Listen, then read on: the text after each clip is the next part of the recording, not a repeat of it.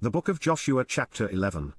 And it came to pass, when Jabin king of Hazor had heard those things, that he sent to Jobab king of Madon, and to the king of Shimron, and to the king of Ochshaph, and to the kings that were on the north of the mountains, and of the plains south of Chinneroth, and in the valley, and in the borders of Dor on the west, and to the Canaanite on the east and on the west, and to the Amorite, and the Hittite, and the Perizzite, and the Jebusite in the mountains, and to the Hivite under Hermon in the land of Mizpah.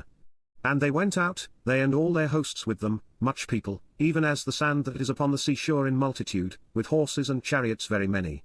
And when all these kings were met together, they came and pitched together at the waters of Merom, to fight against Israel.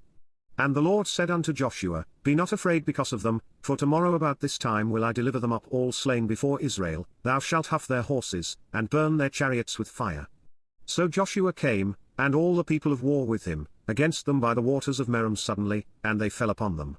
And the Lord delivered them into the hand of Israel, who smote them, and chased them unto great Zidon, and unto Misrephothmaim, and unto the valley of Mizpah eastward, and they smote them, until they left them none remaining. And Joshua did unto them as the Lord bade him, he huffed their horses, and burnt their chariots with fire. And Joshua at that time turned back, and took Hazor, and smote the king thereof with the sword, for Hazor beforetime was the head of all those kingdoms. And they smote all the souls that were therein with the edge of the sword, utterly destroying them, there was not any left to breathe, and he burnt Hazor with fire. And all the cities of those kings, and all the kings of them, did Joshua take, and smote them with the edge of the sword, and he utterly destroyed them, as Moses the servant of the Lord commanded. But as for the cities that stood still in their strength, Israel burned none of them, save Hazor only, that did Joshua burn. And all the spoil of these cities, and the cattle, the children of Israel took for a prey unto themselves, but every man they smote with the edge of the sword, until they had destroyed them, neither left they any to breathe. As the Lord commanded Moses his servant, so did Moses command Joshua, and so did Joshua, he left nothing undone of all that the Lord commanded Moses.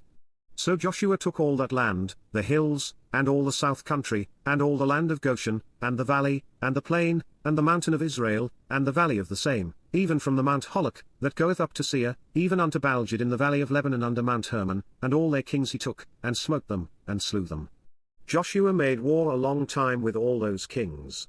There was not a city that made peace with the children of Israel, save the Hivites the inhabitants of Gibeon, all other they took in battle. For it was of the Lord to harden their hearts, that they should come against Israel in battle, that he might destroy them utterly, and that they might have no favor, but that he might destroy them, as the Lord commanded Moses.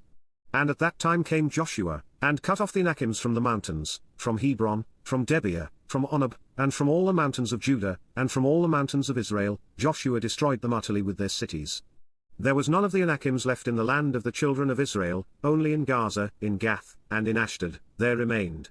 So Joshua took the whole land, according to all that the Lord said unto Moses, and Joshua gave it for an inheritance unto Israel according to their divisions by their tribes. And the land rested from war.